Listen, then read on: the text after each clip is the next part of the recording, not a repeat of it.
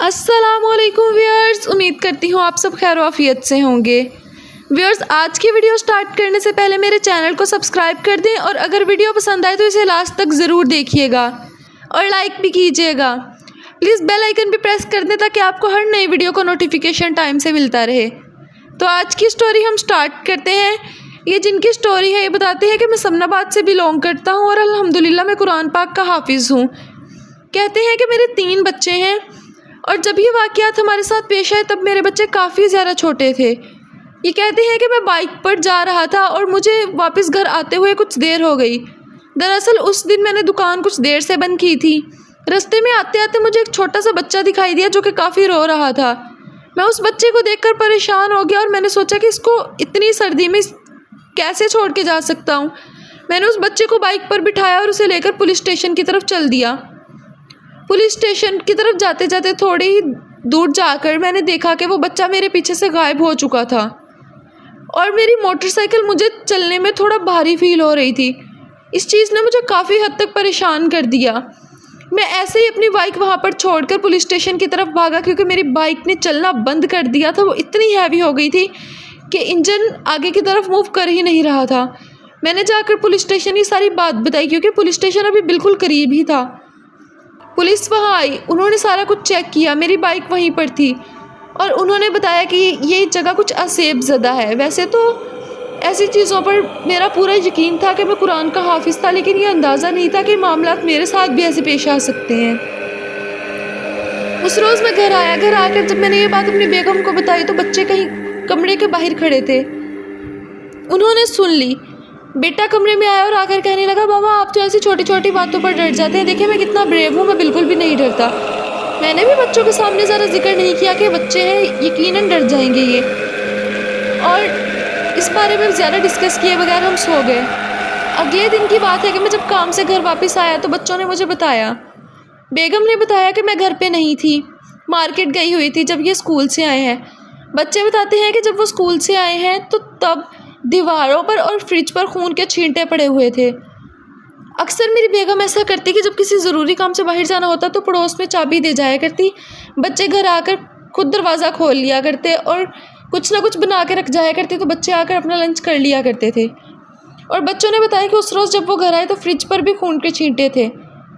हमें डर लगा कि मामा आकर हमें डांटेंगे कि हम में से किसी ने शरारत की है। हमने वो मामा के आने से पहले ही साफ़ कर दिए। बेगम को आने में उस दिन कुछ देर हो गई। शाम का वक्त था। बच्चों ने बताया कि जब दूध देने वाला दूध दे के गया तो आयशा जो कि मेरी सबसे बड़ी बेटी है उसने दूध उबलना रख दिया। 10 मिनट तक जब हमने जाकर दोबारा देखा कि दूध को हल्की आंच पर रखा था, शायद अब तक उबल गया हो, तो आयशा ने बताया कि बाबा उसमें खून के छींटे थे। इतनी देर तक मामा भी वापस आ गई। मैंने मामा को भी दिखाया और बेगम ने खुद कहा कि हमने वो दूध बाहर फेंक दिया। इसके बाद तो मुझे यकीन होना शुरू हो गया कि कोई ना कोई मसला ज़रूर है। अभी हम इन चीज़ों पर डिस्कस कर रहे थे कि छोटा बेटा और बेटी मेरे पास बैठे थे जबकि आयशा अपने रूम में चली गई थी। अभी मैं सारी चीज़ों को लेकर बेगम को डिस्कस कर ही रहा था कि आयशा अपने कमरे से चिल्लाती हुई बाहर आ गई। मैंने पूछा कि क्या मसला है, ऐसे क्यों चिल्ला रही हो? आयशा की हालत ऐसी रही थी कि एक रंग जा रहा था, एक रंग आ रहा था, ऐसे जैसे वो उसकी पूरे जिस्म साख्त हो गया हो। मैंने पूछा तो उसने कहा कि बाबा मैंने वॉशिंग एरिया में देखा, वहाँ पर मुझे ऐसे लगा कि जैसे मामा उठ के आई हैं। मैंने आवाज़ दी और कहा, मामा अभी तो आप बाबा के पास बैठी थी, अभी इधर कैसे आ गई?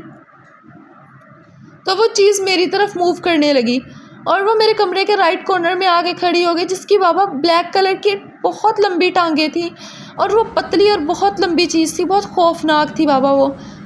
आयशा ये बताते बताते इतना घबरा रही थी कि मुझे लग रहा था कि अभी बेहोश हो जाएगी। खैर उसे पानी पिलाया, अपने पास बिठाया, थोड़ी देर रिलैक्स किया, उसे समझाई सारी चीज़ें।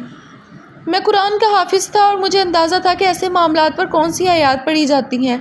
कुछ आयत अल्लाह ताला ने ऐसी भी नाजिल की हैं कि जिनको पढ़ने से ये जिन्नात घर से वैसे ही रफा दफा हो जाते हैं। बजाय इसके कि आप किसी आलिम के पास या किसी कारी के पास जाएँ और वो जाली निकले और आपका मज़ीद नुकसान हो, आपको चाहिए कि ऐसी आयत या तिलावत खुद ही घर में चला दिया करें। सूरत जिन की कुछ आयत हैं और इसके अलावा सूरत बकरा की आखिरी 2 आयत हैं और इसके अलावा भी कुरान पाक में कुछ आयत हैं जिनको जब अल्लाह ताला ने नाजिल किया था तो वो जिन्नात उस बस्ती को छोड़कर वहाँ से चले गए थे जिस बस्ती में उन आयत की तिलावत हुई थी।